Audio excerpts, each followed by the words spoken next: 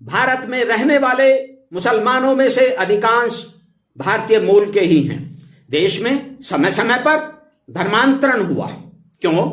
इसके कई कारण रहे, जिनके विस्तार में मैं यहां नहीं जाना चाहता और यह मेरा यहां विषय भी नहीं है। लेकिन सरदार वल्लभ भाई पटेल के कुछ विशेष व्याख्यानों अथवा भाषणों को उद्धृत करते हुए मुसलमानों के संबंध में उनके विचारों की गलत व्याख्या की जाती है।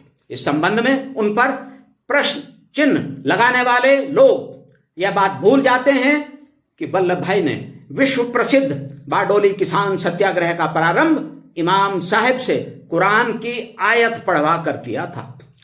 वे वल्लभ भाई पटेल के हकीम अजमल खान व अब्बास तैयब जी जैसे अनेक के प्रति आदर सम्मान, साथ ही स्वाधीनता के बाद भारत के गृह मंत्री के रूप में हजारों लाखों मेवों तथा रामपुर के मुसलमानों की रक्षा तथा भारी संख्या में पाकिस्तान की ओर जा रहे मुस्लिमों के लिए सुरक्षा का सफल वातावरण बनाने में रही उनकी निर्णायक भूमिका जैसी अति महत्वपूर्ण एवं ऐतिहासिक बातों को जानबूझकर भूल जाते हैं। जनवरी 1948 ईस्वी में सरदार पटेल ने कोलकाता और लखनऊ में 2 ऐतिहासिक भाषण दिए थे। भारतीय मुसलमानों का उनके दोनों ही भाषणों में प्रमुखता से उल्लेख हुआ था। कोलकाता में सरदार पटेल ने मुसलमानों के दिल से भारत देश के प्रति वफादारी पर प्रश्न चिन्ह लगाया था, जबकि लखनऊ की जनसभा में उन्होंने हिंदुस्तान में रहकर भी पाकिस्तान के प्रति प्रेम रखने वाले मुस्लिमों से प्रश्न किया था। उन्होंने स्पष्ट रूप से यह कहा था कि 2 घोड़ों पर सवारी नहीं हो सकती।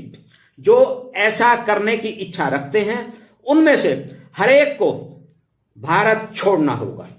उनकी चेतावनी भारत में रहकर पाकिस्तान के प्रति प्रेम और सहानुभूति रखते हुए देश की एकता और अखंडता से खिलवाड़ करने वालों को थी।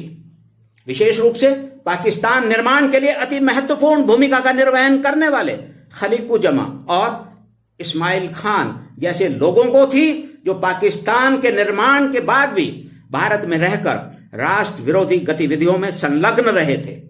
साथ ही भारत में रहने वाले मुसलमानों से देश की एकता और अखंडता साथ ही सुदृढ़ता के लिए साथ मिलकर कार्य करने का उनका आह्वान भी था। सरदार पटेल के लिए देश की एकता और अखंडता सर्वोपरि थी। उनके भाषणों की मूल भावना यही थी।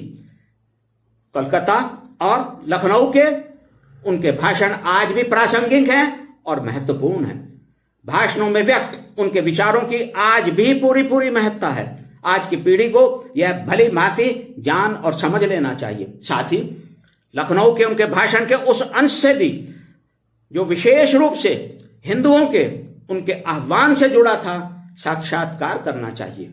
उन्होंने कहा था, यदि एक भी ऐसे मुसलमान को जो हिंदुस्तान के प्रति वफादार है, जिसने स्वाधीनता संग्राम में हमारा साथ दिया है, जो हमारे साथ प्रेम से रह रहा है, यहां से जाना पड़ेगा, तो उससे बड़ी लज्जा की बात कोई और हमारे लिए नहीं होगी। इसके बाद मैं समझता हूं इस संबंध में कुछ भी कहने की आवश्यकता नहीं है।